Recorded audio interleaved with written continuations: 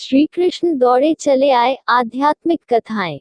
अर्जुन ने अपने आप को श्री कृष्ण को समर्पित कर दिया था। अर्जुन होता हुआ भी नहीं था, इसलिए कि उसने जो कुछ किया अर्जुन के रूप में नहीं, श्री कृष्ण के सेवक के रूप में किया। सेवक की चिंता स्वामी की चिंता बन जाती है। अर्जुन का युद्ध अपने ही पुत्र बब्रुवाहन के साथ हो गया, जिसने अर्जुन का सिर धड़ से अलग कर दिया। और कृष्ण दौड़े चले आए। उनके प्रिय सखा और भक्त के प्राण जो संकट में पड़ गए थे। अश्वमेध यज्ञ का घोड़ा बब्रुवाहन ने पकड़ लिया और घोड़े की देखभाल की जिम्मेदारी अर्जुन पर थी। बब्रुवाहन ने अपनी मां चित्रांगदा को वचन दिया था कि मैं अर्जुन को युद्ध में परास्त करूंगा, क्योंकि अर्जुन चित्रांगदा से विवाह करने के बाद लौटकर नहीं आया था। और इसी बीच चित्रांगदा ने बब्रुवाहन को जन्म दिया था। चित्रांगदा अर्जुन से नाराज थी और उसने अपने पुत्र को यह तो कह दिया था कि तुमने अर्जुन को परास्त करना है, लेकिन यह नहीं बताया था कि अर्जुन ही तुम्हारा पिता है। और बब्रुवाहन मन में अर्जुन को परास्त करने का संकल्प लिए ही बड़ा हुआ। शस्त्र विद्या सीखी, कामाख्या देवी से दिव्य बाण भी प्राप्त किया अर्जुन के वध के लिए। और अब बब्रुवाहन ने अश्वमेध के अश्व को पकड़ लिया तो अर्जुन से युद्ध अश्वयंभावी हो गया। भीम को बब्रुवाहन ने मूर्छित कर दिया और फिर अर्जुन और बब्रुवाहन का भीषण संग्राम हुआ। अर्जुन को परास्त कर पाना जब असंभव लगा तो बब्रुवाहन ने कामाख्या देवी से प्राप्त हुए दिव्य बाण का उपयोग कर अर्जुन का सिर धड़ से अलग कर दिया।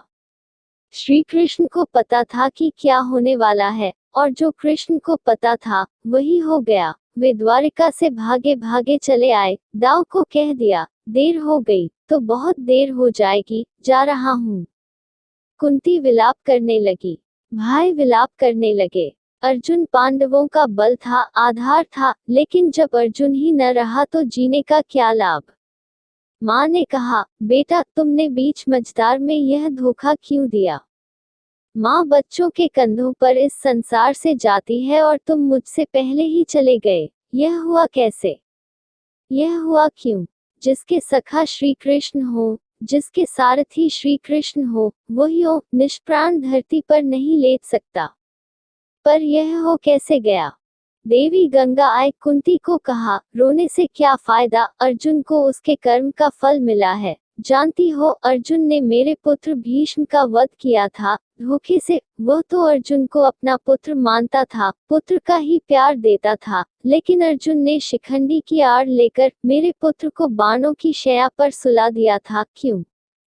भीष्म ने तो अपने हथियार नीचे रख दिए थे, वह शिखंडी पर बाण नहीं चला सकता था, वह प्रतिज्ञाबद्ध था। लेकिन अर्जुन ने तब भी मेरे पुत्र की छाती को बाणों से छलनी किया। तुम्हें शायद याद नहीं, लेकिन मुझे अच्छी तरह याद है। तब मैं भी बहुत रोई थी। अब अर्जुन का सिर धड़ से अलग है। बब्रुवाहन ने जिस बाण से अर्जुन का सिर धड़ से अलग किया है, वह कामाख्या देवी माध्यम से मैंने ही दिया था।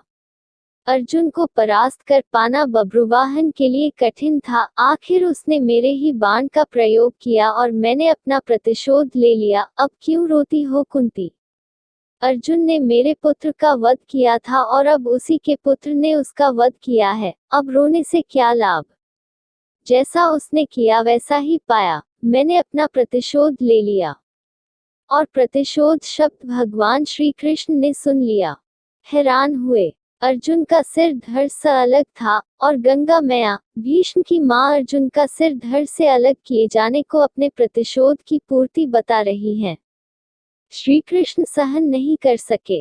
एक नजर भर अर्जुन के शरीर को, बुआ कुंती को, पांडु पुत्रों को देखा, बब्रुवाहन और चित्रांगदा को भी देखा। कहा, गंगा मैया, आप किससे किससे प्रतिशोध की बात कर रही हैं? बुआ कुंती से, अर्जुन से, या फिर एक माँ से?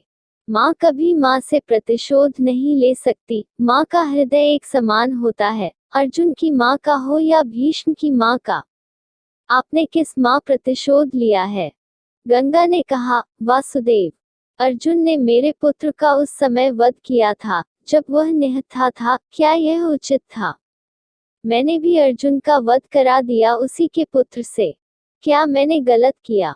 मेरा प्रतिशोध पूरा हुआ। यह एक माँ का प्रतिशोध है।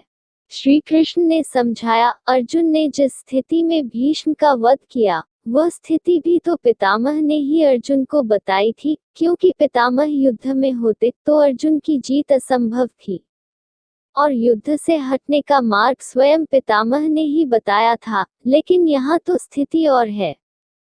अर्जुन ने तो बब्रुवाहन के प्रहारों को रोका ही है, स्वयं प्रहार तो नहीं किया, उसे काटा तो नहीं, और यदि अर्जुन यह चाहता तो क्या ऐसा हो नहीं सकता था?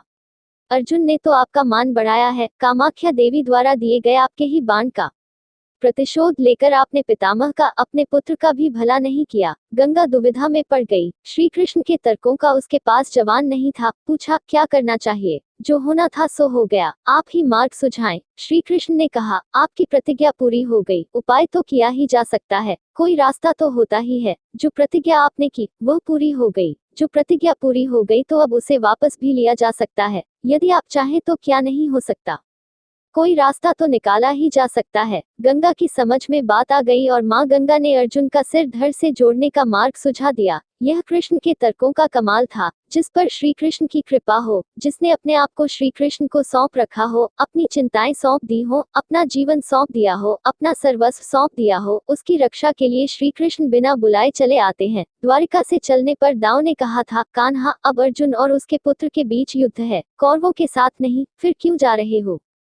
तो कृष्ण ने कहा था, दाव, अर्जुन को पता नहीं कि वह जिससे युद्ध कर रहा है वह उसका पुत्र है, इसलिए अनर्थ हो जाएगा, और मैं अर्जुन को अकेला नहीं छोड़ सकता। भगवान और भक्त का नाता ही ऐसा है, दोनों में दूरी नहीं होती, और जब भक्त के प्राण संकट में हो तो भगवान चुप नहीं बैठ सकते। अर्जुन का सारा भाव हो और कृष्ण दूर रहे, यह हो ही नहीं सकता। याद रखें, जिसे श्री कृष्ण मारना चाहे कोई बचा नहीं सकता, और जिसे वह बचाना चाहे उसे कोई मार नहीं सकता। अर्जुन और श्री कृष्ण है ही एक, नर और नारायण।